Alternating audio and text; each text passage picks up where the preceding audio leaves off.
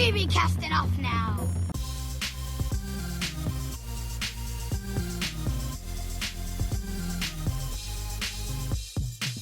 Hello and welcome to the From the Spirit World podcast, a legendary Avatar The Last Airbender and the Legend of Korra podcast for OverlyAnimated.com. We are here podcasting episode by episode on the new Netflix live-action Avatar The Last Airbender series with some of the biggest Avatar fans you know, the From the Spirit World crew.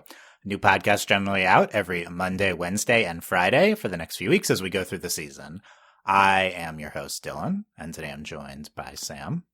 Hello. Ben. Hi. And Jeff. Hey, hey. We are talking today, episode 4, Into the Dark. We have made it to here on our watch through of this season 1 of Netflix's Avatar. We're going to be talking about everything from Into the Dark here. And if you want to keep up with all of our podcasts on this show, you can search for From the Spirit World or Overly Animated anywhere to subscribe to either feed or the dedicated Netflix Avatar feed to get all of these podcasts. And also, please leave us 5-star reviews on whatever feed you listen to. That would be great. We've watched only up to the episode we are covering. Some of us have spoilers only up to this episode here, and please no spoilers past that in the comments. We will be in full spoiler territory for the original Avatar and also Korra throughout this podcast series. Only spoilers up to episode 4 Into the Dark, though, for this show. Send us your questions and comments for us to read on the upcoming podcast at overlyanimated.com. And put in the title of the email what episode their spoilers up to, and we will read them when we get to what episode you have thoughts to. Very excited to talk about certain things in Into the Dark, and excited to hear what people have to say. But first, we have Ben here for the first time. Welcome, Ben. Let's get your thoughts on episode 4, but also if you want to kind of sprinkle in how you've been feeling about the show overall through the first 4 episodes. Yeah, I'll be honest, I kind of went into this show ready to hate it. I feel like a common attitude among Avatar fans, yes. Yeah, but, you know, the first 2 episodes weren't bad, but they definitely had some of their downsides with, I think just the pacing was kind of the big thing for me in the first 2 episodes. But I think it's been a lot better with 3 and 4. And overall, I mean, I've enjoyed them. They're definitely flawed. And there's, I know y'all talked about it on some of the previous episodes, like some of the writing, specifically the dialogue. And, well, I think the effects have been mostly good. There's definitely a few uncanny valley moments that have taken me out of it. But surprisingly, I have found myself enjoying this series for what it is, which is a retelling of my favorite anime series of all time. So nice. So what specifically do you feel like is working for you? And also, like, you know, how do you feel about it as an Avatar fan? You don't feel offended at the changes, that type of thing? You know, it's not to draw like parallels to non-animated stuff, but I sort of approach it like I do with like live action Disney remakes. Like I try to look at it as its own thing while not being too comparative to the original, which is hard to do. This is not by no means is this superior to the original, but I'm open to like a different telling of this story that we know and love. So, and so I think actually the 3 and 4 especially has done a pretty good job of like taking multiple episodes and weaving those characters and plot threads together. Not perfectly, but I think they've done a pretty admirable job. Nice. Is this show better or worse than the recent Little Mermaid live action? Because I thought Little Mermaid was pretty good. Like, not terrible. I mean, that's my feeling as well. I mean, there's only a few of the live action remakes on the Disney side that I've absolutely hated, like The Lion King. Yeah, we won't talk about that one. Right. But for the most part, most of them have ranged between like okay to I do like that. So, And that's kind of where I'm at with the live action Avatar. Mm. So Yeah, I think that's definitely fair. I'll say this, like it kept me and my wife engaged. Like we binged the show last week on a Friday night going into Saturday. Wow. So it at least kept us engaged, so which is more than I can say for the movie that should never exist. Yes, of course. Okay, that's good to hear. So some positive thoughts from Ben. Sam, how about you on just episode 4 here, Into the Dark? What'd you think? So this is actually my favorite episode thus far. Oh. I thought it was really good. I don't know. I really like the integration of all of these set pieces from around Omashu. So we have the cave, of course. I'm sure that'll be a fun discussion later. You have the cave, and then you have, the King of Omashu stuff, and I thought that worked really well. I really preferred that over the original show, honestly. And I liked all of Iroh and Zuko stuff. So it was pretty strong for me. I really liked it. Yeah, you've been liking the Zuko and Iroh. How about these flashbacks we get in this episode? I thought that the first one, which was Luten's funeral, I thought that the beginning with all the exposition with the two people walking away was pretty clunky. You didn't really need all that. But other than that, I thought it was pretty touching. I probably audibly said "aw" at some point during that. I definitely said "aw" during the second one, so I was very touched. I don't know. I've been again, like I rewatched the original series right before this came out, and I really felt the Iroh and Zuko storyline more this time around. So, it's just more of that really, and you can't go wrong with it. It's a very touching tale. Very nice, very nice. We will definitely talk more about the Iroh Zuko stuff here. Jeff, what did you think about episode 4? I was a big fan of the Secret Tunnel song. Like, I didn't think I would be as much as I mean, was, it's just the same song, It's the same song, but like, I was like, oh my gosh, he nailed it. And like, and then also the yeah at the end. I don't know. It was just nostalgic in a way that I was not expecting. I loved the flashbacks with Zuko. I think it did a great job humanizing him and like showing his softer side. Not as much of a fan of the Bumi thing. I don't know, especially when he started they were fighting. I'm like, that is not a 100-year-old person. But yeah. No, overall, I thought it was a good installment. Okay. I'll get to my thoughts on the episode in just a second, but I got to address something here first. I've been saying through these first 3 podcasts, I'm so open to changes. I really want this show to change things. I don't want it to just be the same show. Uh-huh. Yeah, but I gotta announce that I'm a hypocrite. I'm really a hypocrite here because they did something unforgivable to me. Oh no. You took Kataang out of the Cave of Two Lovers? How dare you? Oh, you got so mad you actually said Kataang instead of Kataang. I'll say actually Kataang for this rant, just to keep people on track here. I was so mad at this. Like, you specifically bring Cave of Two Lovers into season 1. You didn't need it. You could have held it off until they were older. You bring it in here. And instead of the best Kataang episode of the show, you do Sokka and Katara sibling love instead. Give me a break with the sibling love. Oh my god. I have found something. I have found a change I hated. So here we go. I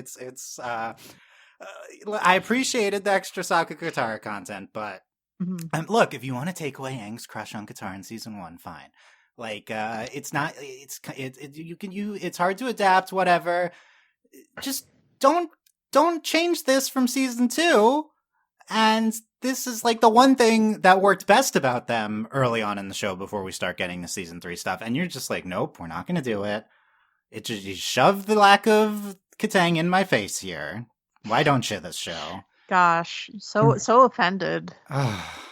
I felt personally offended by this Gosh, decision. they personally knew that it was your favorite episode. And I feel like all of Kataang Forever should be offended by this, Sam. Like, I'm sure there's a group chat that I probably don't look at that people are very up in arms about it. This is our corner of the internet that should be most offended by this. And yeah, go ahead, someone.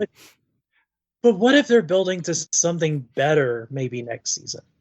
So if they do an original Kataang story instead, look, great. Please do it. What are you going to do? Not adapt this whole show? If they get 3 seasons, which they won't, it'll get canceled after season 2. That's how Netflix works. What are they going to do? You're going to not do Kataang? It happens. You can't just not do it.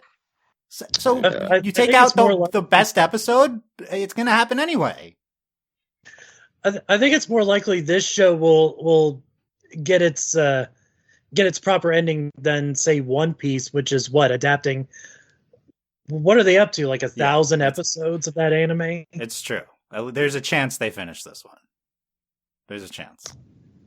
Yeah, we're only talking 2 more seasons, so. I am always just wondering, what are they gonna do? Because like, what's his name, Gordon? He's going through puberty.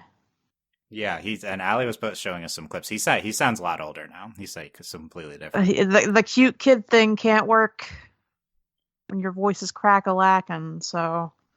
Well, that's why season 2 could be a good opportunity to explore that relationship now. And I would be fine with that if they just tabled it for now. But clearly we can't do the best part of season 2 now that you brought it in season 1 you didn't do it. Okay, we'll talk more about it, but I just had to get that out of the way because I think people are expecting that from me, and that's how I felt. Just completely outraged. It's just, this is worse than Aang not running away. Then I don't care. Like this, I don't know about that. This is worse in my 14-year-old avatar brain. Okay, this is I cannot believe. Okay. That being said, this episode overall had some good parts. I think it was more of a mixed bag than episode 3 personally. But I think probably the best part of the show so far, in my opinion, through 4 episodes, were these 2 Zuko Iroh flashbacks. I think most emotionally resonant thing they've done in 4 episodes. So at the very least, this episode has that.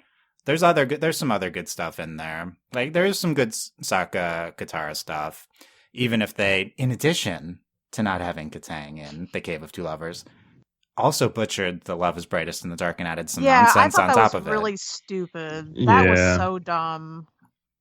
Just a bit. They sense emotions. It's purposefully changing something for a bad reason. You didn't even okay, you're gonna add, fine, it's kind of simple. Oh, the crystals just glow, sure. Okay, you add something on top of it, fine, but it wasn't good. Why couldn't have Sokka just taken that maraca that they had, the shaker, and then it could just be like the original, like he starts shaking it and the Badger feels it, but now I guess that would be too funny. Or too random. I guess. Oh, LOL random. Yeah, I guess so. I guess that's why. Yeah, the nomad stuff, the Mistrals. We can't even call you they're Mistrals now.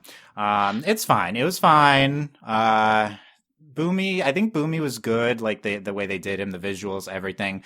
My other main takeaway on this take on this episode was the most faithful adaptation of anything they've done so far was the Aang and Bumi stuff from The King of Omashu. It was at times shot for shot, line for line from episode 5, which is one of the worst episodes of Avatar. Why did you choose to do this episode so faithfully and change other things? I thought that was bizarre, but I mean, look, they did the show, so I guess we should be happy. I don't know. But Bumi looked cool. And then overall, I agree. They made some interesting choices combining stuff, specifically taking part of 107 into this into the stuff. I thought that worked with the Irozuko plotline, and then adding kind of their own version of the Storm flashbacks. But I think we're also going to do the Storm flashbacks. So in general, I think that they're kind of like, let's combine stuff. It is working for the most part here. It's similar to episode 3, even if I did overall not like this as much as episode 3. That being said, I'm biased because of obviously the thing I'm upset about. Yeah, well, let's talk more. Let's talk about more about the Cave of Two Lovers. I want other takes here. Jeff, were you at all offended by this? What parts did you like and not like of how they did Cave of Two Lovers? Yeah, the badger moles being super violent. I was like, I don't know if I like that. Scary badger moles. Right. Like, okay, like good CGI. Like, I'm frightened for them, but also that's not how badger moles behave, right? And then also that you can talk human at them and they understand. I don't know. I thought the gender bending shoe was well done. I wanted to say they took away Kataang and they tried to distract me by making Omen Shu gay. Oh, Dylan. Didn't work. Didn't take me off of this. Still upset. Okay. Anyway, continue. Yeah. No. Okay. Well, I did think that the why can't we call them nomads? I don't understand that. Can't call them. But I guess because they're not walking, so they're sticking around there. They're stationary, so that's why. Yeah. Also, when Katara leads Sokka into the cave because she's like, this is the only entrance on the mountain. Like, we saw in the opening episode how much area that is. Are we to believe that she walked all over it in the afternoon? I don't buy that. But yeah, it was kind of goofy, those minstrels at first, but then they had the song. It was good again. Yeah. I did appreciate the secret lover. We get they did it. I was like, well, oh, we're not doing it. We're doing some different song. I don't remember if they actually also did that song in the episode. I don't think they did. I think that's new. And then we deliver eventually, and he gets to play it. So that's fine. That's fine. Well, I liked it, Dylan. Which part? Because I know you're not feeling the Kataang this watch through, Sam. So does that mean that you appreciated? All right. I enjoyed that they brought the nomad minstrels in. I will admit, maybe that was a little bit fan servicey, but I still liked it. I thought that they were a delight. I didn't like how shoehorned in the introduction of, or like the backstory behind Omashu is, but I did like that they made them gay. Of course, my girlfriend and I actually had to like rewind and be like, "Oh, did we hear what we thought we heard?" It was kind of a blink and you'll miss it. Yeah, but we heard it, and it was delightful. I liked that too. I actually liked the badger moles. I thought that they were very ferocious, and I enjoyed that. Yeah, I don't know. I like that it gave us a bit more opportunity to have more Katara and Sokka.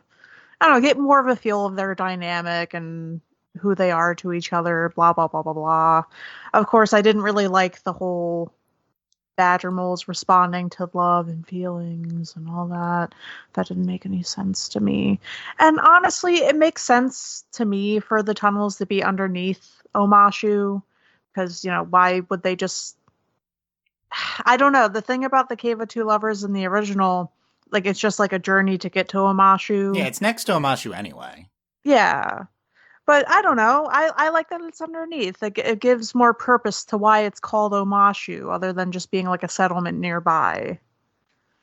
But I don't know. That's just me. It makes sense to kind of condense it into this one to me, even at the cost of Kataang. But yeah, but why did it have to be at the cost of Kataang? Because they're not doing it, and they probably wouldn't have done it in season 2 if it's another 8-episode kerfuffle and they have to be in Ba Sing Se at some point. Yeah. Okay, we'll come back to could they have done it this season. But I agree, like, this is, in season 2, this takes them to Omashu, bring this into season 1, and when we get to season 2, I assume that Ba Sing Se is going to be like at least 4 out of 8 episodes, if not 5 or 6 out of 8. Like, you could do the whole season of Ba Sing Se, plus you have to do, like, library, drill, desert. So There's a lot going introducing on. Toph. So taking this other early season 2 stuff and bringing it into season 1, I do think that makes sense. I get what they're thinking here. One thing, oh wait, no, that would be a spoiler. Sorry. No problem. Ben, how about you on the Cave of Two Lovers? Were you a big Kataang shipper? I do not remember. Like, yeah, I mean, I don't know if I'd say big, but obviously I wanted them to get together. It's the ship. Yes. I mean, on the one hand, like, yeah, I'm a little annoyed they took that moment away from them, but I'm also kind of like pleasantly surprised they even had the tunnels, the Cave of Two Lovers, and the nomads or traveling musicians, whatever you want to call them. So if they're gonna save developing the romance for next season, or at least starting to develop it, then I guess it's okay to do this now and at least add something to Katara and Sokka's relationship. Yeah, I will begrudgingly say, at least we used the time somewhat wisely for the best Katara Sokka content of the season. At least we kind of delivered, even if there's some dumb lines in there. Overall, I think that this was the best we got from them. They got to reminisce about home. Katara's like, you had it harder than Dad. I did like that part. Yes, there's some good stuff there. Yeah. Sokka got to talk about how he's going to be an engineer. And then they're holding hands, and the Badgermo apparently can like smell that they're holding hands for some reason. I thought it was like a sonic sort of thing. Echolocation. Echolocation. Maybe. Oh, you think is it actually picking up on the fact that there was like physical contact and it was translating that into emotion versus like sniffing their actual emotions? Yeah, that's what I took it as. Because it's not like they weren't like they don't like love each other before they were holding hands, so it changed in that moment. Here's what I thought of it when I saw it initially. I saw them holding hands. I was like, oh, so the Badger moles well, no, that wouldn't make sense. I don't know. I was like, oh, the Badger moles recognize love because Oma and Shu would hold hands, but those Badger moles are probably long dead, so it's okay. Never mind. Well, for all we know, they could live a long life. I mean, how long has the lion turtle been around? True. Yeah, maybe they're ancient. I don't really remember that. The thing about changing that, it doesn't matter. But they didn't just change it. They're like, oh, it's the thing from the show. No, wait, that's stupid. It's not that. It's this. Yeah. It could have just been the crystals, really. Like, just, okay, if you're gonna, like, not make it the crystals, just put that away. Don't, like, spit in the face of the show. It felt like that. I know it's not what they're doing, but it kind of feels like they're like, oh, that Cave of Two Lovers episode, that's dumb. We're gonna do something better. That's, when you frame it like they did, that's kind of how it feels. But that's not the thing I'm offended about. I'm offended about, let's get back to the Kataang. Because, like, here's the question. Because, okay, they put Cave of Two Lovers in season 1 for story reasons, or otherwise we wouldn't do it. There's too much to do in season 2. Okay, fine. We're not doing Katara and Aang this season. Fine. We're cutting Aang's crush. Now, maybe, I haven't seen past. For all I know, there'll be some sort of, like, little, like, romantic hinting to the future in the finale. Like I said, similar to how they have a big hug at the end of the season 1 finale in the show.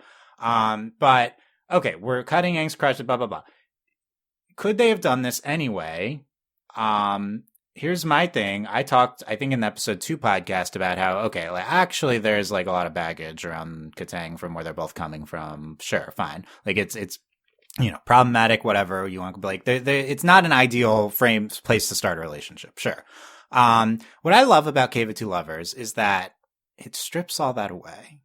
They're just 2 kids in the dark, can't even see each other, and they get to have some like little kiss. Like it's just this little cute thing, and they get to go away from their egos and who they are, and just get to be 2 people. Yeah, exactly. Yeah. So even though you're not shipping it right now, Sam, you get your feel. We can. I understand what you mean, right? Yeah. Like I think even if you find this other, like, it's other stuff surrounding season 1 Kataang, like, you don't want to go there, I think you can still do this one. And it's not like they get together right after Cave of Two Lovers. It's just this little moment for them that foreshadows their future, like in a few months from now. Like, it's just this nice little thing in the dark cave, and it's just, they get to be just two kids, and I like it as like a young moment for Katara too. She doesn't have all these other burdens, and same with Aang, he has all this too. So I just think it would have even worked in what they're doing in this show. Yeah, I can agree. I think it would have worked even at this point where they haven't really honestly interacted too much. But yeah, but Aang needs to be with Bumi this episode, Dylan. Like, sure, but you don't need it. You could have done Bumi last episode. Bumi and Aang go through the cave together. Okay, that would have been kind of funny if they did Bumi and Aang Cave of Two Lovers. They should have. I think that would have been perhaps more preferable. That's too funny for this show, though. The show's not that funny. Yeah, unfortunately, they didn't have me in the writer's room. You would have definitely improved the... I don't think so. But anyway. And yet they kept the rock candy. We're not doing silliness, but we kept that. But it actually wasn't that silly in this show. It's just threatening. Rock candy. From I know what you're talking about. I'm just like, yeah, it's rock candy. I like that they can bend the rock candy because it has rocks in it. Mm-hmm. I think that was like the same as in the animated show, right? Sense. I mean, I when I watched it, I'm like, oh, is this like quicksand or some hazard that just will explode on you if you let it grow too much. I didn't realize until just now. Oh yeah, he's probably just bending it. Yeah, I at some point he's bending it. It might have initially sprung on its own. I'm not sure on that. Yeah, because at the first it's like, oh, Aang walked into a trap, but it could have just been Bumi. Well, I think Bumi bends it off of Sokka and Katara in the original. So yeah. There's bending involved, but it might also sprung on its own. It doesn't particularly. It's fine. It's just funny because last podcast I was like, oh, they're definitely not doing the rock candy, right? Like, right. It's too silly. Here's a question that just popped in my mind that isn't really related. Do you think that there are jewelers who are earthbenders and they use their earthbending to make like very fine cuts in like rubies and emeralds and stuff? Yeah, that would be fun. Are diamonds like not valuable because you could just like, oh, the biggest diamond, you could just make a diamond bigger? I guess, yeah. Why not? These are the real questions. These are good questions. They did talk about masonry. Yeah, it could be like that is a skill you could cultivate, but also it's not really culturally smiled upon because, earthbending is all about big and brawly, and this you'd need to be very delicate with your fingers when you do your diamond bending. Very, very twinkle toesy. Exactly. Yeah. Aang could be so good at it. Aang would be good at that. He'd be a good jeweler, I guess. I don't know. That's not what I thought of when Aang. Any last thoughts on the Kataang in Cave of Two Lovers, Jeff or Ben, from what we're talking about? It was a precursor to getting into the cave, but when Katara went after Jet, or at least froze him, I thought she had a very good line. It's like, no, that was me, not you. Let's talk about that line. Jet said, look at the power you have. That's because of me. And Katara says, that wasn't because of you. That was because of me. Yeah, I like that. I like the sentiment. I don't think it was good dialogue, but... No, I thought it was badass. Yeah, okay. I like it. Finally, jeez. Did she freeze Jet in the episode? In the animated episode? In Jet, she does. Okay. Yeah, to the tree. Because I guess that's what they're going for, but I'm like, when did you learn to freeze the water? Right, she's learning a lot, just, Off screen, sure. Well, even though we see a lot of it on screen. I'm trying to remember, was there anything in the waterbending scroll as far as like using your breath to freeze water? Not that we've seen it from the show thus far. I don't remember if there was any of that there. Maybe in the animated show she just kind of knew it or figured it out too. So I guess it's fine. I do think it considering how like kind of fast the show is going, There are a lot of moments, as we've referenced before. It's like, oh, you can do that now? I guess so. I try to be forgiving a little bit of stuff like that because they are working with less time than the original season 1. Yeah, and even though the run times are longer, it's still like less episodes. They're kind of, even though you have more time per episode, you have to do the same stuff each episode, so it's not really as much time. I agree. Yeah, Ben, any other thoughts on Cave of Two Lovers stuff? I mean, am I disappointed that we didn't save it for the next season a bit? But I honestly didn't think 4 episodes in we were going to get something as silly as, the Secret Tunnel song. So, yes, it maybe it's a little pandering to the fans, but I don't care. Like I like that they put it in. So it was a moment of levity in a show that's not had a ton of it. That's a good point. I think they did allow themselves to be a little more silly this episode. The Bumi stuff, even though it's more serious than in the animated show, there's some silliness in there for sure, and with the Cave of Two Lovers plotline as well. So I guess I do appreciate that. It kind of to build on that, like having seen the series as a whole, like whether I agree with all the choices they made, which I don't. I at least feel like the people who created this live action adaptation do care about the original and just want to tell their take on the story. So I at least feel there's some passion put into this series, unlike the movie that should not exist. So. I agree. Yeah. Did M. Night care about the show? Look, we can talk about that another time. We probably have talked about that, but it feels like there's way more passion put into this show, is what I'm. Yeah, for sure. Even if I might say they're not necessarily telling. I think they are telling their version to some extent, but I've been kind of trying to figure out how to phrase this kind of point I keep making. But I feel like they're like, there's an article with I think the director of this episode. And he's like, we're trying to tell us, make the show for as many people as possible. Like, that's an actual quote from them. Gosh, when you appeal to everybody, you appeal to nobody. Yeah, that's kind of my thought. And I think in trying to make it for as many people as possible, they are trying to remove anything particularly challenging for the viewer. Yes! Oh my gosh, that's such a big issue with this so far. That's the best way I've been trying to make this point a bunch of times. I think that's the best way to say it.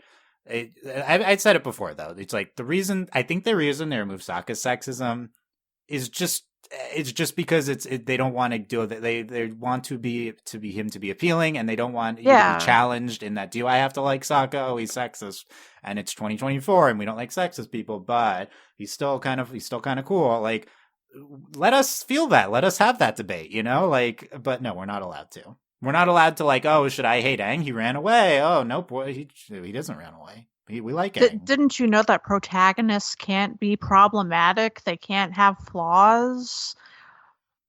Protagonist equals good guy. That really feels like it, And I think that is by far the biggest flaw with this show, this attitude. Yeah, definitely. Like it doesn't have that depth, honestly. Like it feels very superficial. I definitely agree that it is the biggest flaw of this adaptation is not letting our main characters have those flaws, which is funny because it's there was another recent adaptation of it wasn't of an animated series, it was a book, the Percy Jackson series. Yes, but they allowed the main characters to have flaws, and over the course of the series, you see them grow and learn not necessarily, to get rid of those flaws, but to accept them and, try to overcome them when the situation calls for it. So, yeah, maybe I'm not wording that right, but it's okay if that show shows anything, as well as a lot of other media, you can let your characters have flaws. Yeah. And look, here's the counterpoint in terms of this show.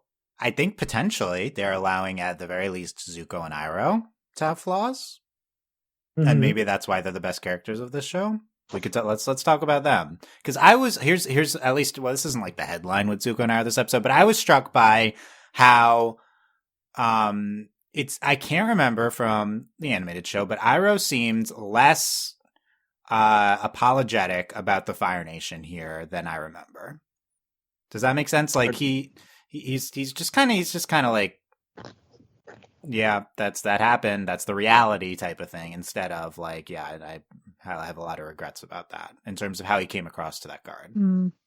Totally. Yeah, that and in the cave, or in the prison with Aang.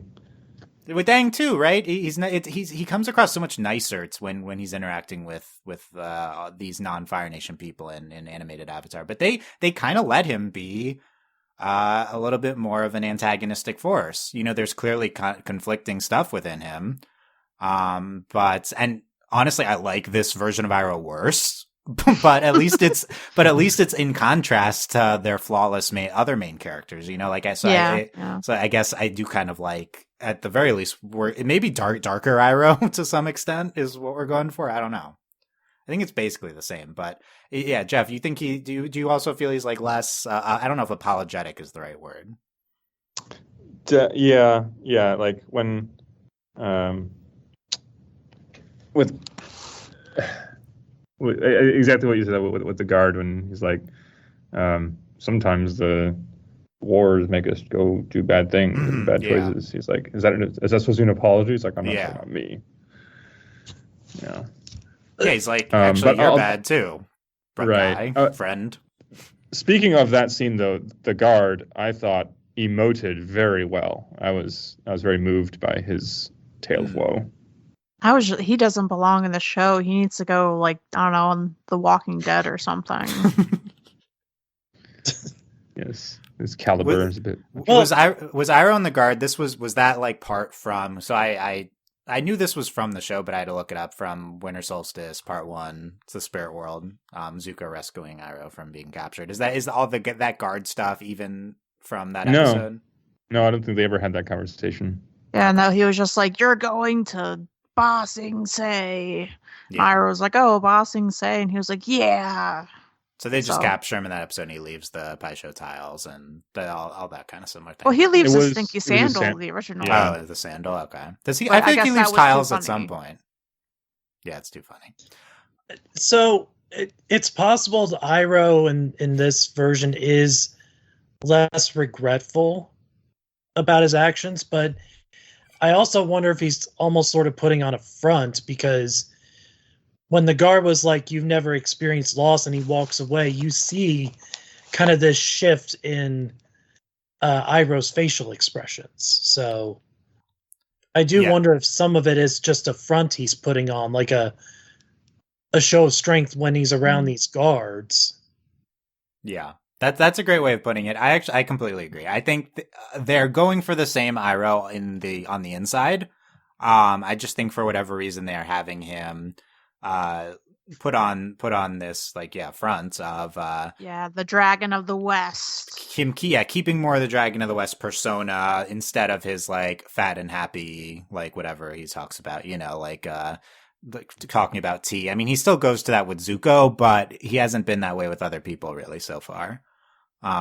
Which is an interesting choice. I'm open to this, you know.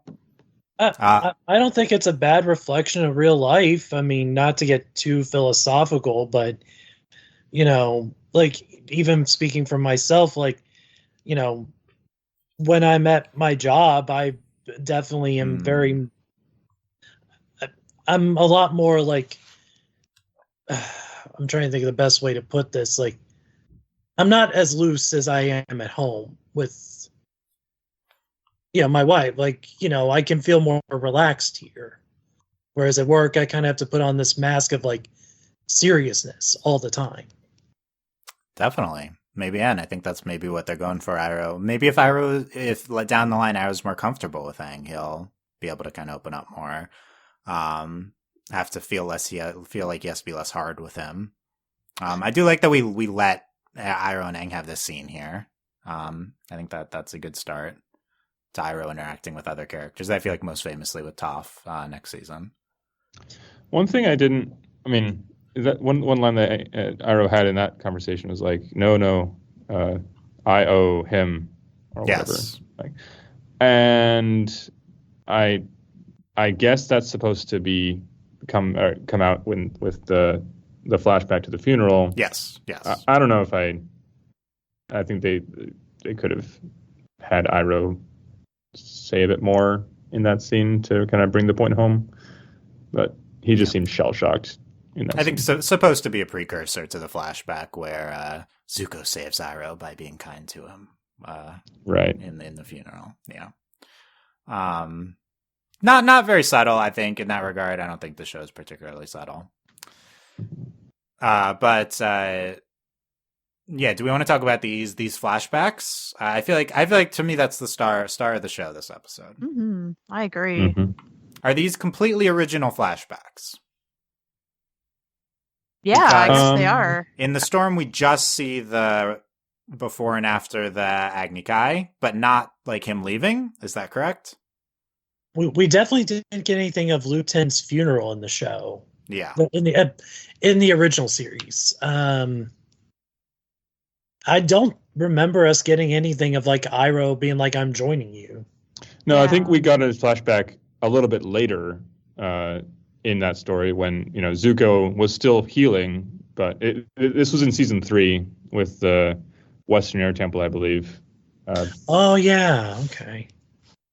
When he had he was early in his journey, still healing up. The point of that flashback was totally different from this one. so we've seen bandaged Zuko, but not this bandaged Zuko. Yes. Cool. So they had some basis for that. I think these are both worthwhile additions to Zuko and Iroh's characters and their journeys. Yes. Yes. I think this shows that they should be doing more original stuff, in my opinion. I don't know. I feel like these are I guess it's like they purposely put these two in like the emotional height. And I put this on that line. Do we think this is their kind of version of adapting the Tale of Iroh from Tales of Ba Sing Se? Obviously, the big reason to say that would be because we play Leaves from the Vine instrumental version multiple times. Probably. Probably. I don't think it's a very good adaptation of that short. If that's what they're for. They could still do that too later. That's Iroh in the present morning. Luten. This is going back to the past, but what do we think of bringing in the Leaves from the Vine music cue in both of these flashbacks? I was pleasantly surprised. I mean, I hope they are. If there's any part of Tales of Ba Sing Se they adapt next season, I want it to be the Tale of Iroh. But not Aang in the zoo. I think we can skip that. Let's keep flying. Yeah. Okay. I don't spoil me if they're going to say that. But no, go ahead. No, I'm just referencing Ember Island players. Yes. But no, I mean, I think if you're going to have these scenes, I think it's very appropriate music. It's a nice callback to the original series for us fans. And if you're someone who's completely new, you're just like, oh, it's a very sweet tune, but it has a greater meaning for us because we know what it is. I thought this was the most emotional moment of the show for sure, but both flashbacks with Leaves from the Vine playing.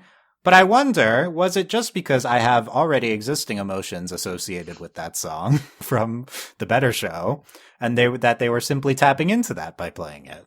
I mean, that's why they used the music, so that you would tap into it. It was by design, Dylan. I guess that's why they use all the music, yeah.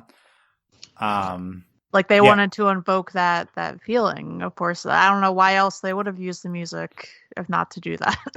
Well, it's the Iroh Luten grief theme. Mm-hmm. Yeah, so of course. Makes sense. It's the motif. But they kind of turn it into the Iroh Zuko Bond theme to some extent this episode. Because it plays again when Zuko's leaving on his journey. Grief is still fresh, so Zuko is his new son. That's what they're going for here. Yeah, not exactly that. I need to rewatch it again, but I think the version they played when he joined Zuko on the ship was I think that version was a little different than what they played during Liu Ten's funeral. Maybe a little different. I definitely thought it was. Oh, we're doing Leaves from the Vine again for sure. Like noticeably.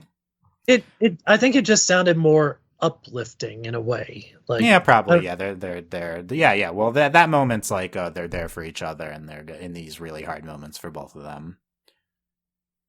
Yeah, but I think the scene stood on its own without the music. I think it just was enhanced by it. So yeah, I do think some great acting by both of those actors. Yeah, Dallas was awesome. I think Dallas, you guys said it before, maybe hearkening to future stuff, but he was also good in the beginning. But Dallas, no, like I think he's just wonderful. Like, I think Dallas continues to be the best performance.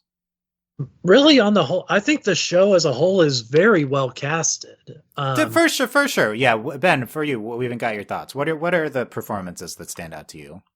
I mean, Dallas for sure is Zuko. And then I think Iroh's actor is doing.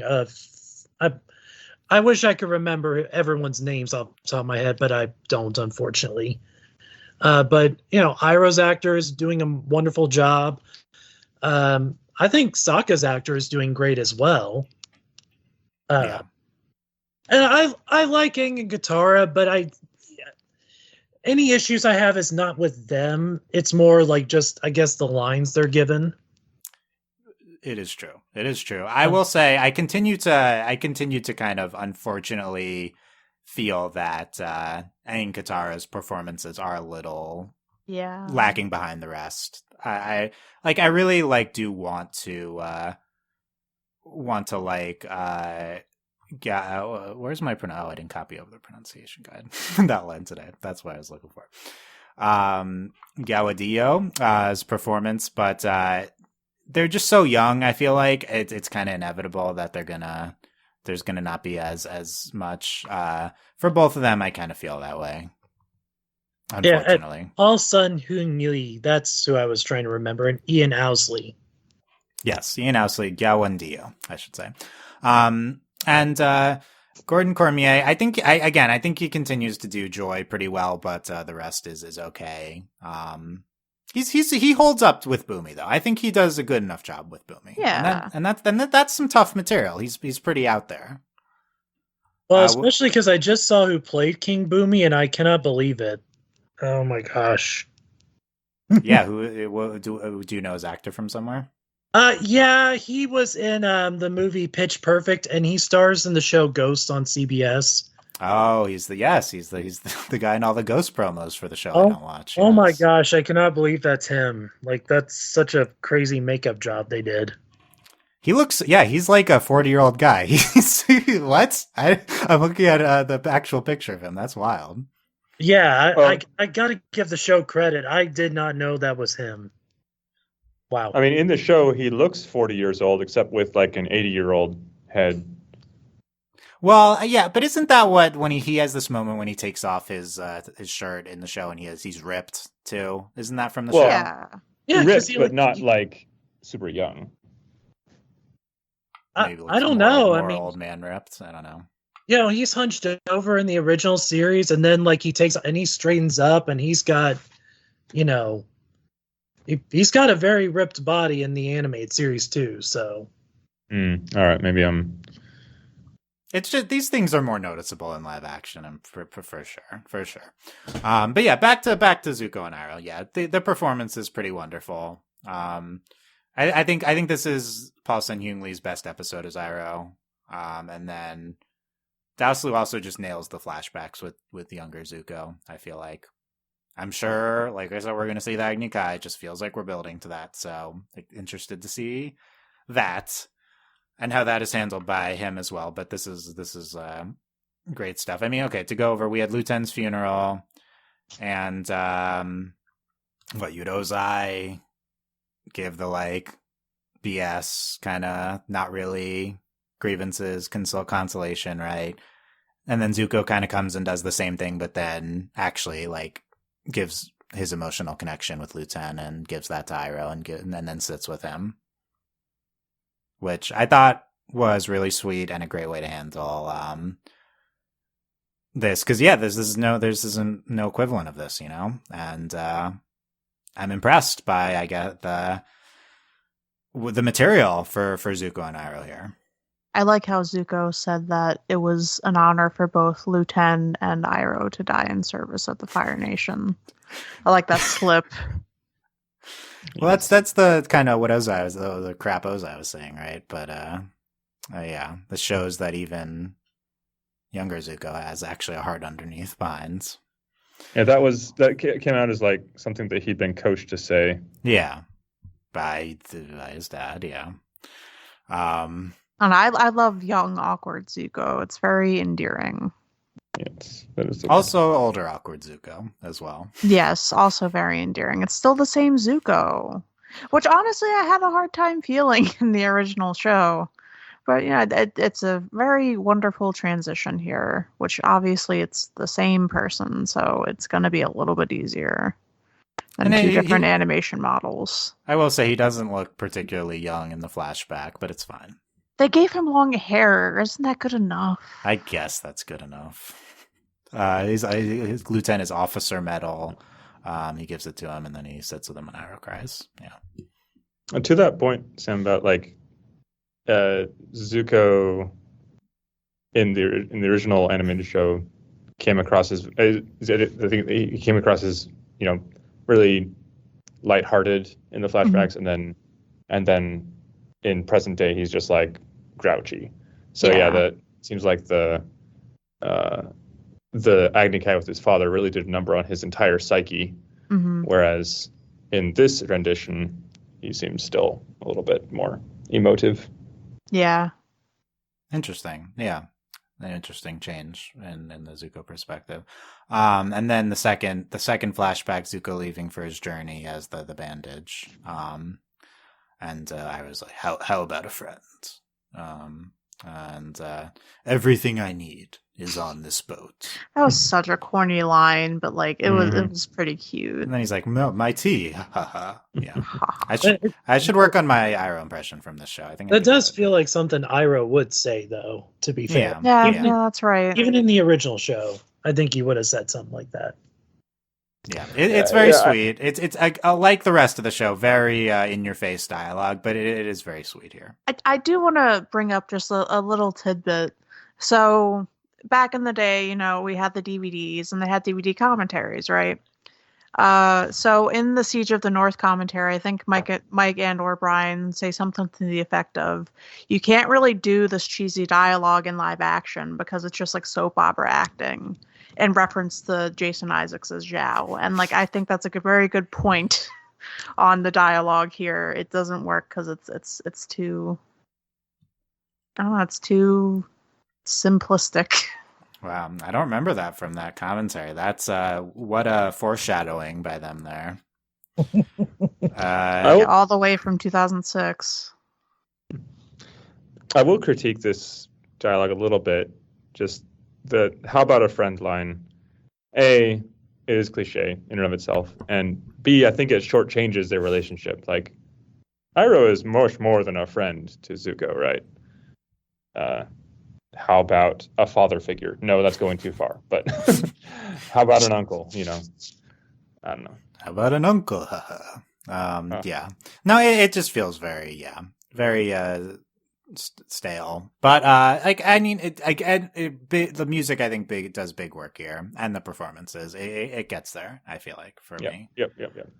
And Leaves from the Vine plays, and then I thought even more impressive.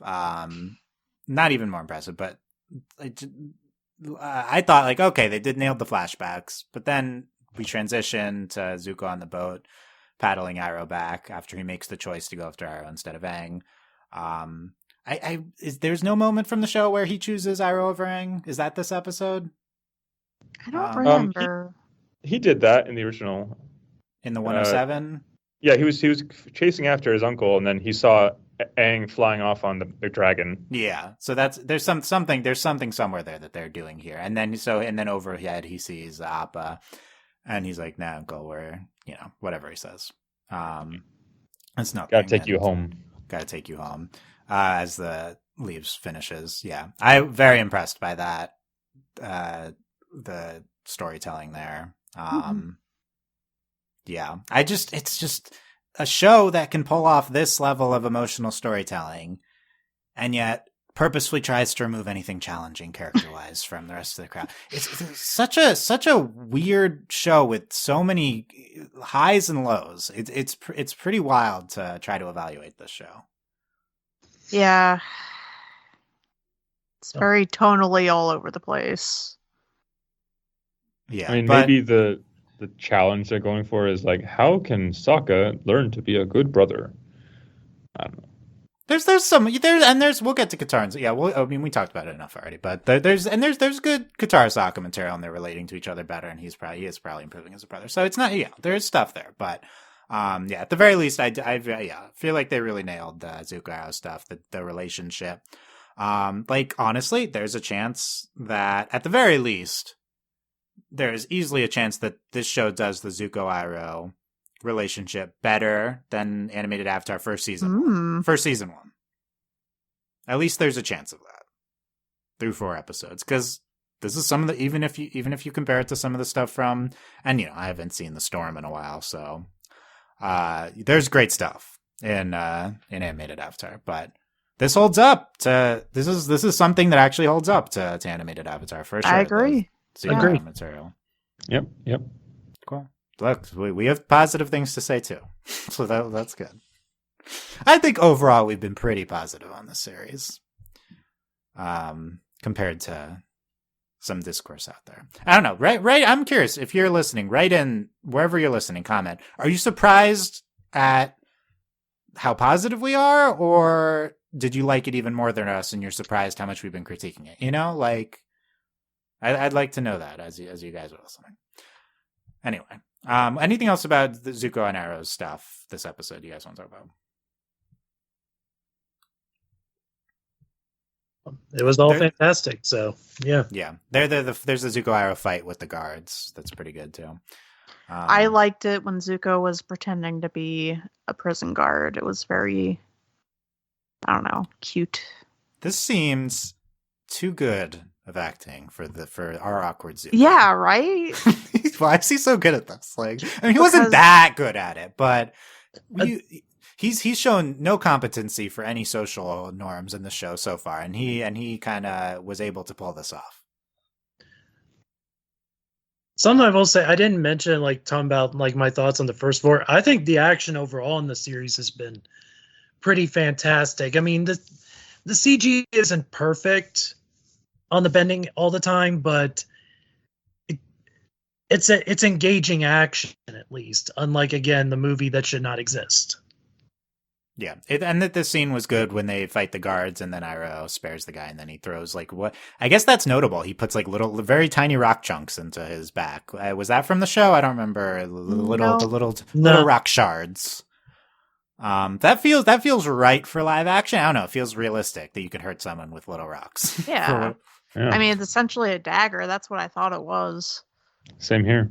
Bending dagger, yeah. So I thought that was cool, and yeah, I thought all the bending this fight was good. Honestly, I guess I preferred this to the Aang Bumi fight, which we can talk about. I believe was at times shot for shot from the show. It was, yeah. Do you guys have any answer to my question? Why was this storyline the most faithful thing we've adapted from animated Avatar? Did they really like it, or did they just think it worked so well for this part in the story or something? I guess it did. Oh, sorry, go on. I was going to say, I guess Bumi might be a fan favorite, or they think that he's a more important character than he ultimately is. I don't know. It's very heavy on that. We didn't really need the full adaptation, but then again, I really liked what they changed. Honestly, I like that they gave Bumi more depth, or more I don't know, he was more bitter, which I thought played really well. Yeah, I guess overall, was he bitter a little bit in the show, or no, not at all? You abandoned me, Yang. There's none of that. No. So that's definitely their main point. He's like, yeah, I guess he's like bitter that he's had to go through all this, and then Aang just shows up, and I think it makes a lot of sense with this story. Well, because Bumi, there's hardly anybody around from when, 100 years ago that Aang knew. So, I mean, is there anyone besides Bumi? I don't think so, off the top of my head. Yeah, Jeff, what do you think of this? Yeah, I did enjoy how they did change that bit that he was bitter, although they solved it with a bison whistle. So I'm not sure I fully am on board with that one. Yeah, let's talk about that whistle, because we get one, I will say, in a 55-minute episode, we get, instead of multiple, I feel like, from the 22-minute episode flashbacks with Bumi and Aang, we get one flashback to 100 years ago with Bumi and Aang. And it's Bumi's carving something for Aang, and it's supposed to be a badger mole, but Aang thinks it's a sky bison. Is that right? Yes. Mm-hmm. Or maybe it wasn't for Aang. I thought it was just like for his class. He just carved it, and then Aang ends up with it. Yeah. But and then it turns out that thing he carved is what Aang's using as his whistle for Appa. Whipple. His whipple for Appa.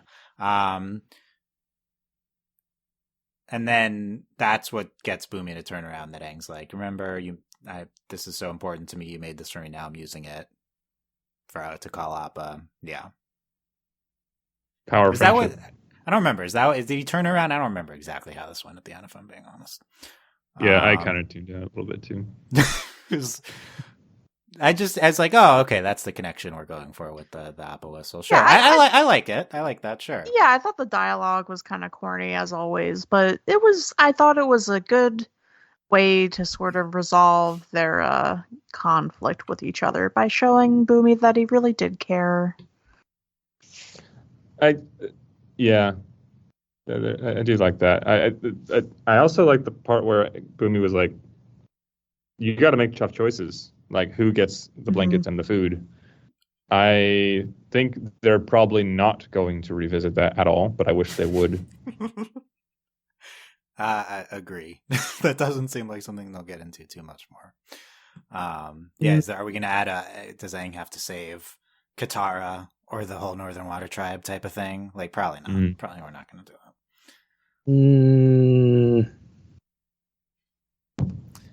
But yeah, Ben, anything on Bumi in this show?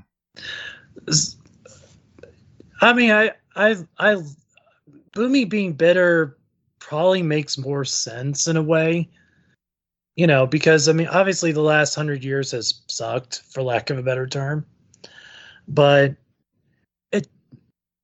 I understand why people are doing, but it does feel like even through these first 4 episodes, like a number of people have been piling on Aang, like, you abandoned us, you let this happen, and I'm like, he was a 12-year-old untrained avatar. What do you think he was going to do? Yeah. Like, he would have died, most likely, had he stayed at the air temple. Yeah. Was Bumi complaining that he wasn't around to save them? I agree that's unrealistic. I thought it was something more like, you're so inexperienced and you think everything's fine. He wants to teach him. He's I think he's bitter that he had to endure so much, or not like bitter, but like he had to go through so much hardship, and Aang like just showing up now, and it's like, yeah, it's gonna be great, and he's like, oh, you don't know what it's been like. Yeah. Bumi says something like, you may be 100 years old, but you haven't lived 100 years, let alone these last 100, and which I thought was a very good line, actually. That was poignant, yes. But yeah, I don't think Bumi specifically blamed Aang, but like I'm thinking back to like Kyoshi. Because I thought, didn't she say something along those lines about, you weren't there? There was something like that, and it is weird because the show specifically did not show him running away. So to bring this up is an interesting move. I guess it's a little like, I could picture people in real life being bitter if, like, I don't know, this all-powerful being who's supposed to be there and save the world all the time just disappeared for 100 years. Yeah, I think so. And then Kataang and Sokka come in after they're fighting. And by the way, did Bumi sandbend during this fight? He did. Well, I mean, he quicksand bent. Was that? I assume that was not in the show because we don't get the sandbenders till later. Didn't he? Maybe do there's a that, version though? of that. I think he did that. Like Did yes, we just I remember. not recognize it as sandbending at the time? Yeah, he did something. He like pushed his foot out and made all the sand to Aang like all quicksandy. Bumi's the original sandbender. He's just so good. He could barely make a badger mole carving, and now look at him. Do we not see Bumi after Return to Omashu in actual Avatar? I mean, he shows up in the finale, but that's it. What's he do in the finale? He's with the White Lotus. Yeah. Yeah, welcome to old people camp. Oh, this vaguely rings a bell. He goes and makes a big stack of Fire Nation tanks. Yeah, it's just kebabs. I think anyway, what I was going to say, so that he's integrated a little bit. I feel like there's room to, if we like Bumi, to integrate him more into the show, if you want, to some of the other action. Shrug. He really reminded me of the Grinch, this performance. I just couldn't stop thinking about Jim Carrey's Grinch. Because green and No, scowling. it was just like something about like his voice and the way he was laughing and just his general demeanor is very Jim Carrey Grinch-like. I mean, I'm sorry if I'm butchering his name, but Utkarsh, who played Bumi, I mean, a lot of his roles are comedic in the stuff that I've seen him in. So some of that may be coming through. Yeah, there you go. Interesting. Yeah, I think they're going for some not so blatant humor, some more subtle humor, I guess, with Bumi here. One other thing with the combat in that scene was, I thought Aang was earthbending when he was holding up those chunks of rock, but no, I think he was airbending, and I don't know if original show Aang could have done that, but they have portrayed this version of Aang as being particularly skilled and, to the point where he was endangering his fellow classmates. So I guess I buy it. Yeah, like clearly, actual show Aang is like a master airbender and he's great, but this show is like really emphasizing that he's like the best airbender. Like, he can do whatever, So I agree, and yeah, he's holding up the boulders with airbending. And here we are, halfway through this season 1. Aang has not done any other bending once from any other discipline. Just airbending. He is the last airbender. No split little splish splash, Aang? No? What did he say earlier? Like he can't learn from anybody else but Gyatso. Yeah, that's what he said basically. It's just He implied that he'll learn from the northern teachers, but Katara is Aang's waterbending teacher. Yeah, it's really weird that they cut all that out. It seems like an excuse. They better do some of Katara teaching Aang in the last 4 episodes. You're going to do none? You're just going to have the old sexist guy teaching? That's it? And he's probably not even going to be sexist because no one can be sexist in the show? None of the good guys can have a problem with sexism. Yeah. Only the quote-unquote bad guys can have Look, laws. Sam, this is post-Me Too Avatar. So there's no Yeah, sexism you're right. anymore. You're right. I guess that's the conclusion. We can't do sexism. You're so right. Like like that's not even. Yeah, gosh, people want to not. Sorry, you go ahead. No, please. I'm sorry. No, I'm about to go off on a rant. No, people just like they want to seem like so unproblematic. I hate to use that word, but they want to seem like, oh, we're so good, we're playing by the rules, that they ignore reality and they ignore the touches of reality and fiction that have been put there. And like, isn't that why we kind of like fiction? Because it reflects our reality a little bit, because it has, things that we can learn from and things that we can grow from. Yeah. But no, it feels very like it's sanitized. It's acting as if like this isn't a problem at all, like in their world and our world, etc. I was wondering to myself, because at least in the Korra comics and stuff, homophobia has been established in Avatar TM. I was wondering to myself, oh, did Oma and Shu have any sort of like homophobia stuff going on, or was it just simply that a war divided their people and that's why they couldn't get together? Like, are we pretending that these things that are canon within the animation's canon aren't canon here just for the sake of not wanting to seem, I don't know, like it's a lived in world with people who are flawed and have biases and bigotry and have things to learn from and like places to grow to. I don't know. It's just, sorry for that whole rant, but it just feels very like, what's the point if you're not going to have those aspects that made the original show especially so great, but that just makes storytelling worthwhile. No, I thought that was a wonderful rant. Thank you.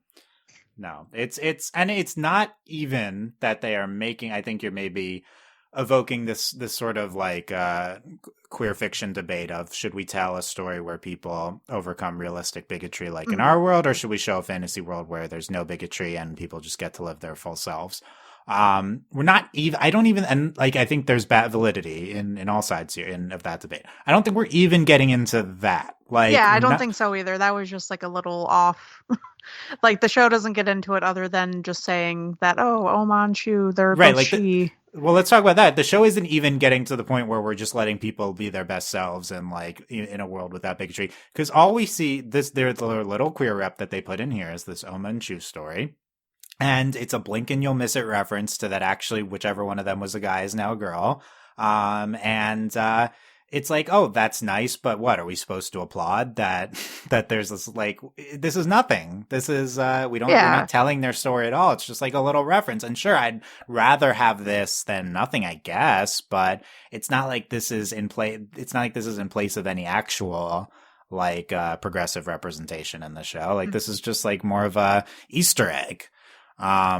So we're not even, we're taking away we're going to take away Katara's sexist experiences, and we're going to replace them. We're going to replace them with what? Are we doing a different version of a very feminist tale for Katara? I don't think so. I don't think we're really doing anything in its place. Yeah, so much of Katara in season 1 is like in book 1 in the original is her kind of having to overcome a lot of like misogyny from her brother and later on from Paku and stuff, and that definitely informs her character. And here it just feels like, well, they don't have that anymore from Sokka, so who is she? What is she overcoming? What's going on with her? And I guess they've replaced it with her mother dying and all that trauma, which of course she had, like, obviously, and I guess they just kind of dialed it up a little bit more here.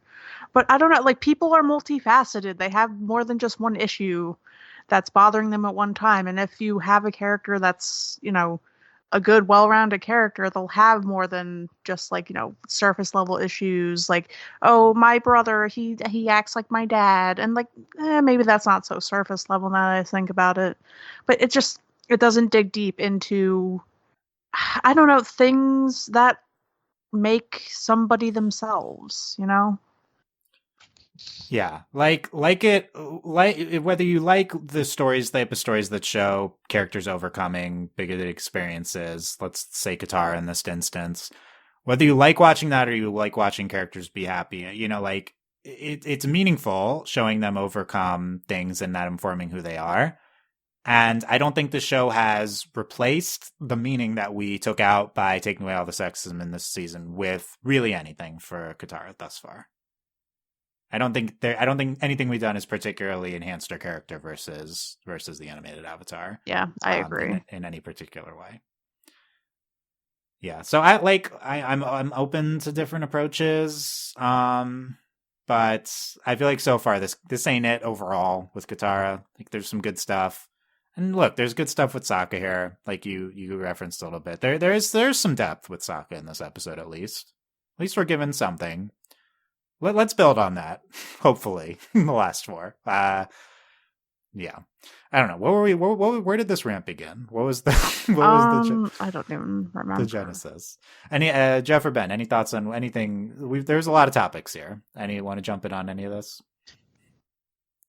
One question I know I've watched. Like, has anybody else on here watched the whole series yet? Yes. Okay. I know you're watching episode by episode, Dylan. What about you, Jeff? I am also episode by episode. Okay. We have a good blend here. Yeah. So I can't speak to what happens later, but I agree that like there's only a few flaws I can really point to with this show as a whole, but the problem is the few flaws that I can look at are very big ones. And one of them is this whole like they've taken away these growth opportunities for these characters and haven't replaced them with anything, like Sam said. So yeah, now it's only halfway through, and we've got 4 episodes to go, but yeah. And it's only season 1, so look, there's room for improvement regardless, even if none of this is particularly changes in the second half. And as you referenced, like we'll see what happens in the Northern Water Tribe, so we'll revisit this topic, I believe. Sam said Paku. That's who I forgot his name. Grandpaku. Oh yeah. Will he exist in the show? Did they? I mean, there's got to be a guy at least, but I mean, his only quality is that he's a jerk, right? So what's he gonna be? Well, he was also a waterbending master and Grand's ex-fiance. Oh, I forgot about that. Okay, they could keep that because we like Gran here, so they could. Maybe he'll also recite the intro for no reason. That's their connection. They've taken everything from Katara, including the opening. Yeah, exactly. Yeah, and I don't know. Did we shortchange any Katara Sokka moments? I think we talked about the stuff in the Cave of Two Lovers. Some good stuff. It wasn't a Katara Sokka moment, but they made a big deal about her suiting up and finally getting her little water flask thing. Now her costume is coming together. Yeah, when did she get the what's it called? Her is it flask? I always just thought of it as like her water skin satchel. Yeah, is that when? What are you referencing? Did I miss something at the end? No, it's at the beginning. It's in the beginning, like before she fights Jet. Oh, and that okay. Honestly, I tuned that. It was pretty slow. Yeah, she gets her pouch that she keeps her portable water in. She got the pouch. Oh man. Dylan, you were just asking for this at some point in the past podcast. I missed it. I watched this episode twice, and that didn't register for me. Dylan, are you serious? Like they spent like at least 30 to 45 seconds on it. Okay, well, look. Here's a relevant complaint for that. Maybe I missed it because the lighting was so bad in that scene. I do think that was a part that was dark. And let me say once again, in the episode that's called Into the Dark. It was very dark. Well, then turn the brightness up on your TV. Jeez, I mean, they're telling you in the title. Okay, I should have turned the brightness up beyond natural range, I guess. But yeah, I do hate the lighting here. This is like typical. We're not going to light stuff, so it looks kind of dim, so we can't make things out. So that's more exciting to the audience. Whatever the logic is. That's so true, though. Like I can't stand when I can't see. I hate it. I was just. Before this, starting the first episode of the new show Shogun on FX, and there were scenes in the dark, and I could see what was happening, and they were lit well. What a revelation! I could see what was happening in that show. They're in the Cave of Two Lovers. I barely make out their faces. So they're not going to win an Emmy for lighting. I mean, this is kind of accepted as good lighting, I guess, in a modern world, but it shouldn't be. Well, is it good or is it trendy? It's trendy, and it's normie. Like this show is like playing to the non-challenging. Like this is like this is a show for everyone. So we're gonna do the type of lighting that's on this type of show. Like that's and I do think it hurts this episode. I mean, look, I'll go ahead, Ben. I wonder if it was a director's choice because I'm not trying to get far ahead, but there are nighttime scenes in upcoming episodes shot way better. With better lighting, yeah. Well, it's definitely a choice. So I'm not surprised. I mean, I'm glad to hear that there's better stuff coming up, but it's not like they couldn't make it brighter. It's like that's what I'm saying is that was frustrating. So I don't quite get it, but it was like you said, it was a choice. Yeah, no objections saying that. The one I'm looking at a screenshot of Omashu from the sky at night, lit by the moon. I just think it's a very pretty shot. They didn't spend too much time on it, but that part was good at least. Nice. And maybe that's what we're talking about in the future, moonlit stuff in like the north. I that would be nice if that was better lit. I am optimistic when we can get some moonlight in here instead of some dinky crystals that they dismiss in the cave. I will say the screenshot for the podcast we have here with the green lighting in the castle, Bumi's castle. I think it's cool looking, the lighting. It's still a little dark, but I do kind of like the green lights they have going on. Yeah, it's like the crystals in Ba Sing Se. Yeah, I don't remember how Bumi's castle looked in the show, honestly. Pretty similar. Okay. Look, I'll go back and rewatch I'll try to see the Katara pouch scene. But speaking of that, we get conclusions. Last thing to Jet and the Mechanist. We do learn that the Mechanist was basically his plotline from the show. He was like forced to cooperate, but then he redeems himself at the end. What do we think of that before we get to Jet, which I have more of a rant over? Do we like the Mechanist's conclusion here? I'm interested to, are they going to change the tech that he gave them, or are they going to lean into the whole airship thing? Right, we don't get that ending scene where they got the airship. We didn't get that. We just got he cooperated, and now because of that they can resist the Fire Nation, which is nice, I think, given that they integrated him with Omashu. Right. Yeah, Mechanist good or bad? I thought he was fine overall. Yeah, I think he was fine. Yeah. And it's not his fault. Like every time that actor speaks, I do call back to his character in Community, and particularly the scenes where he's playing like a serious character, like when he drops into that tone of voice. I don't know. It's like Abed pretending to be a serious character in another show. I like that. It is such one of those such an iconic role that it's kind of going to define him, whatever he does, unfortunately. I liked his eyebrows here. Yeah. I think good look overall. And look, we love Danny Pudi on here. Good overall. Not like the Mechanist was some fantastic character on Avatar. So this was fine.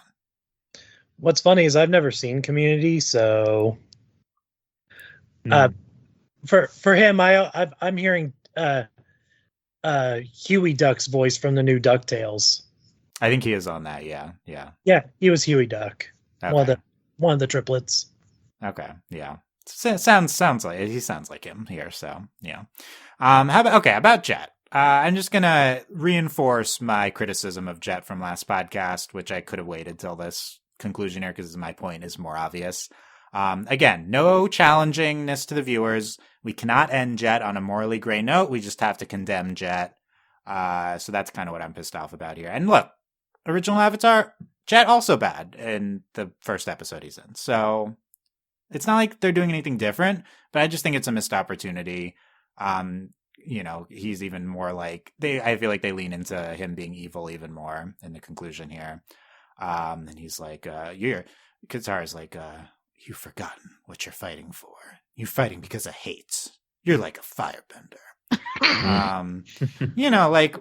Okay. I got it. You think he's not great. Fine. I don't know if we needed to go all this to me it's not a very depthful character portrayal of Jet. Very, very, if you're trying to make the show less cartoony than Avatar, I don't think we made Jet any less cartoony.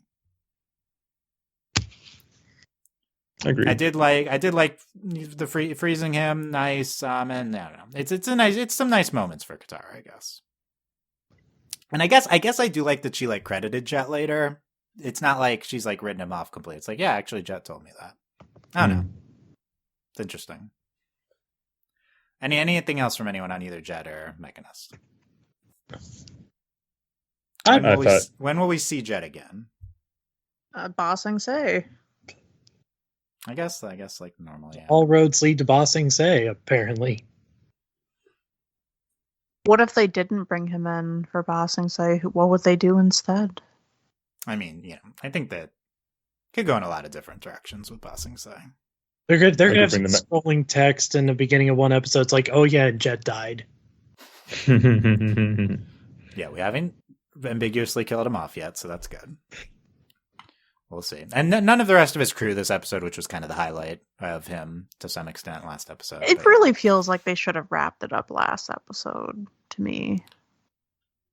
I overall, I'm not exactly sure why we needed Omashu to be 2 episodes. It's not really 2 episodes of Omashu. It's more like different this stuff in this one, and then we just kind of carried over Mechanist and Jet. Mechanist at least integrates with the end of the episode, so that's nice. Yeah, Jet just kind of just shows up.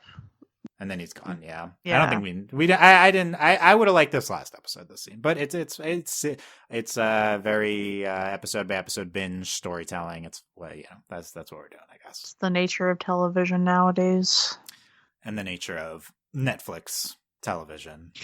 Well, which is primary television, really. Like so many things are streaming now. Yeah, this is kind of the default. Yeah, and honestly, this is like the lowest common denominator, the like most typical type of show. That's the format they're going for here. Not challenging characters, bad lighting. Like this is streaming episode into episode. Like they're going for the 2024 show. Like with this, like this is supposed to be. And I would argue this is more of the 2020 show than like, I think this is a little bit a few years ago, this format, but they're going for exactly the most average type of show with Avatar. And I think Avatar's more than average. I agree. Perhaps even a little good. Perhaps even a good. We have winning quotes on this podcast tonight. That's good. Avatar's more than average. Speaking of quotes, they did have a couple of, lines that were repeated through the episode. Something about, like, this is what it is to fight in a war, said by both Jet and Bumi, or something to that effect. And a place from which no living being has ever returned, which was said by Iroh and, I guess, Chong also. Oh, okay. Yeah, I'm talking about the same. And I was going to work camp, by the way. I don't remember if that was the pit. I don't remember if that was the same.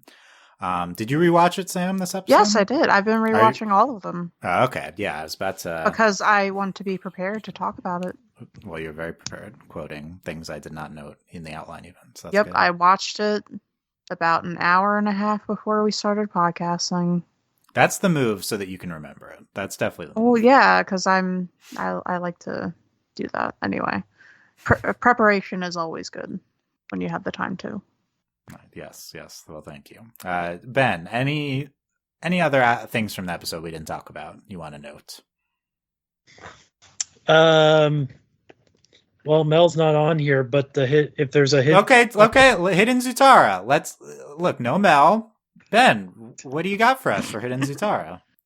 Well, the reason when that Zuko looks up when he's paddling with Iroh back to the ship is he could sense his one true love flying in the sky. Oh, so that's the real meaning to the end of the episode. Oh, yeah. He sees that Katara's up there. It's not about Aang. Yep. Exactly.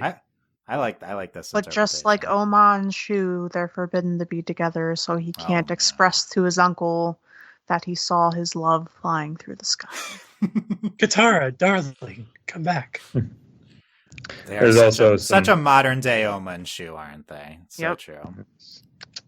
They're also telegraphing from the writer's room like that, hey, Kataang is definitely not happening, Eric, given this cave scene, so get ready for Zutara. Not so hidden Zutara. We're not doing Kataang. Yeah. And then what's the other ship? Zutara. Must be that. No, we're not doing Jetara. She froze him, so... What's left? So last podcast I joked we're gonna have to start doing hidden Kataang, hidden Kataang, because they're not doing Kataang in the show. So here's today's hidden Kataang. Did you guys know that in the original show, actually this plotline in this episode was actually about Katara and Aang, and I think that they're invoking that in this episode. So that's actually evidence that they are gonna do Kataang. That is subtle.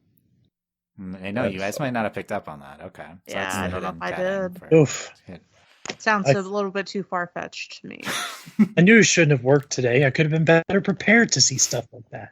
I know. Look, I missed the pouch, but I got that, okay? That reading. Yes, Ben, anything else you wanted to note here? Nothing I can think of.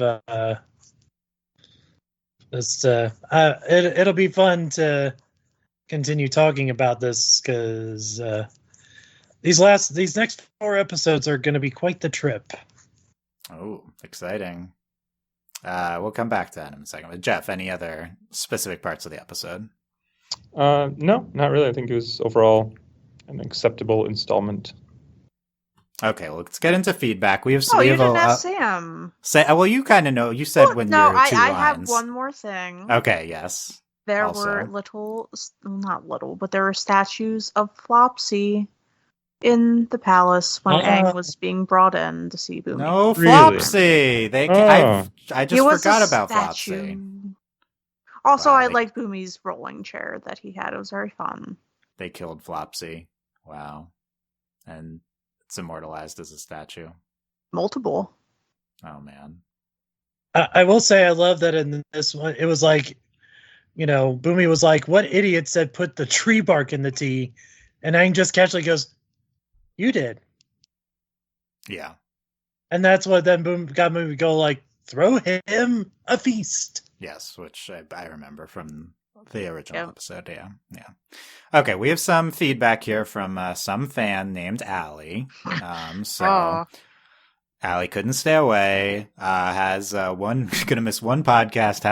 Has we have the thoughts here. So I don't know. What do we need? Allie's upset that they replaced the romantic love with familial love, and but also keeping the romantic origins with Oma and Shu, which I think is valid. She said the Cave of Two Lesbians is a based and incredible move on their part. I don't know if I was going to read is a based move, but sure. Does Allie talk like that? I don't know. That's what I read it as. A based and that's true. You haven't heard people say based? Yeah, I've heard that. I have heard that one. Do you agree with Cave of Two Lesbians? Is that the name now? I love that. Here's my joke, but Allie's not here. It's like, we're doing siblings inside of the Cave of Two Lovers. What is this? Oraimo or another anime? Okay, there you go. Yeah. About Allie didn't like the Badger Mole sensing emotions.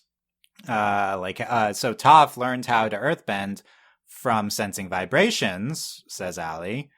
So, yeah, I agree this maybe kind of messes with the Toph origin stuff, so they're going to have to deal with the consequences of that next season. Maybe Toph will also feel emotions. I mean, she can tell when people are lying. I'm sure she could, tell people's heartbeats and, their emotions based off that, maybe. I don't know. That would be kind of dumb. Badgermo's coming here in the first place because they set up the whole they're going to make it out of the cave through sibling love, and it's the weirdest cop-out. They do kind of just get out through the Badgermole. Bumi, they had a good setup, more realistic. He's the ruler of a nation through 100 Years' War, but I missed the whimsy, did like the performance. Don't really like how unfair he's being to Ankyo. She did that enough already. It's true. And Roku's coming soon, so let's see if he takes another beating from the elder figures. The fight, trying to be a one-to-one shot of the OG was bad. Interesting that we all kind of weren't crazy about that, because you would think we would like that they're just doing the show. I mean, you can do so many different things in live action, so let it breathe. I agree, let it breathe. This Ali says second weakest episode so far. I would say second best episode. I like it more than 2. Sam said best episode, so a range of opinions here. Range of... We're so versatile. Definitely my top 4. I mean, honestly, these episodes are all in the 6 to 7 out of 10 range, so there's not that much of a difference, in my opinion. Hopefully there's a big stand. I mean, I will say, I do think the flashbacks and the Zuko Arrow stuff is much better than some of the other material. It's just all blended together in the episode, so there is varying levels of material here. It's just the episodes themselves. Ali says, they're doing my girl Katara dirty again. Gaudio's doing your best, support you. I need female rage. Kataang does not get to be hot in the show for sure. Like angry hot. So yeah, it's a little. It can be a little frustrating. Like even when she's like freezing Jet, just kind of even keeled. She's a girl boss. Girl boss move for sure. Netflix split the party. Yeah. And funny how what we were expecting last episode did happen. Iroh and Zuko, perfect, no notes. That's the one positive thing. Okay, all in agreement there. Thank you, Ali, for these thoughts. We will hear more from all our prestigious hosts later in the series. We have Merzko comment on YouTube about our discussion last podcast about Ty Lee shooting an arrow with her foot. No, that was the Yuyan archers from the Blue Spirit, not Ty Lee. They didn't shoot it with their feet. They're doing handstands and shooting arrows. I don't think this person was saying that, but that's what we were saying. Oh yeah, I think so. Maybe we were thinking of the Yuyan archers. Yeah. Somebody at some point has shot a bow and arrow with their feet, and we've all seen it. Did that happen in the show? I don't know if that happened in the show. Yeah, somebody say something. Yeah, I don't remember it happening. No, I don't either. Okay, so we were look. We weren't all wrong. We weren't all in agreement there. Some people disagreed that Tyler. Oh wait, no. Here's the thing. Mm-hmm. So over the summer, I've rewatched Xena Warrior Princess, and I'm pretty sure that happens in there. So I might have like something that would happen in Xena. Yeah, okay. I feel like it happened in there. They have like a tarot card musical episode. It's very fun. Interesting. Okay. Tarot card musical episode. Yeah. Anyway, I would like a musical Avatar episode, by the way. Yeah. Okay. And last comment. This was from before. Jay Travers on a Discord said we're talking about the name Wolf Cove. Jay Travers says Wolf Cove was published in the rulebook for the Avatar Legends RPG a few years back. So this show did not originate the Wolf Cove name. It was in this Avatar D&D, basically the official one that they published. So basically what I was saying was I don't think this is just a creation of this show. This is like a unified decision by the Avatar overlords at Avatar Studios that this is now the name of the town is Wolf Cove. This supports that evidence that it's also in other materials. Do the Avatar overlords dress like the Fire Lord? They should. Do they all have very pointy goatees? They should. Yeah. That's a good idea for their meetings. Okay. They should all dress up on Halloween like that. Or maybe just every day. I don't know. It would probably spice up life in the office, right? Yeah, in the Avatar Studios. Mike and Brian get in and they put on their like Fire Lord robes. It's like, just walking through. Mike is an adult Aang cosplay because that's just based on Mike, I feel like. Okay, you can be the Aang and Brian as the Fire Lord. Yeah, that feels right. Okay, that's it for feedback. Every bald guy just do a quick, easy Aang cosplay. Just get like some blue construction paper. Especially where they went with adult Aang, with the facial hair and stuff. Oh, okay. Yeah. Well, whatever. Anyway, yeah, you close out. Podcast@overlyanimated.com. Send us feedback, especially the email feedback. I will read it on the podcast. Thank you for reaching out. Oh, yeah. I wanted to say this before I forgot until now. If there's any other former From the Spirit World co-hosts listening, because I was kind of moving the From the Spirit World podcast from one place at Overly Animated to another place. It was really annoying, but I kind of had to do it to add stuff on top of the feed. And I was like, wow, there's like 100 people here that from the past. Like, we used to have so many people on these podcasts. Yeah, dude, you had a podcast with like 20 people once. Yeah, no exaggeration. There's probably like over 100 people. That's insane. So if there's anyone listening, reach out, send an email, reach out to us, like say hi. Just saying. Okay. Because I wonder if other people are listening. It's like I was on this one podcast in 2008. This one episode. Yeah. What else was I gonna say? Oh yeah, we could look ahead to next episode where some Spirit World stuff going on, isn't it called that? So very exciting. Oh, isn't it called Spirited Away? Spirited Away. Wow, that's dumb so name. Cool. So we'll get into it. Just like the Miyazaki movie. surely we will be adapting the other part of episode 7 and potentially episode 8. So let's see what they do here. Look out for a discussion on Spirited Away coming up. Any last thoughts? Anything we've talked about, Jeff? No, I think we covered everything. Cool. Ben? No, it's flawed. It's a, halfway through. I have seen through to the end, but at the halfway point, I'm like, this is a flawed show, but it does have good moments. And it could have been far worse. Nice. So, yes. yeah. It certainly could have been far worse. Yes. I think we all agree. It has enough that I'm like, okay, I want to see this show get renewed. I want to see where they go. So.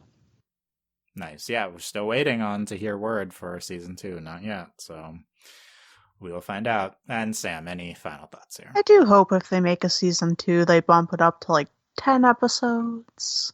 But who knows if that'll happen. I'm pretty apprehensive about the Toph of it all. But as far as this episode goes, I don't have anything else to say. There you go. I had one Toph thought. I think that they should cast Toph as older if we do season 2. Like how she was in Korra, Grandma Toph. No, not. Yes. But Grandma Toph is great. Oh, I just mean they should do like the Ember Island players, make her just like a big buff. Yes, sure.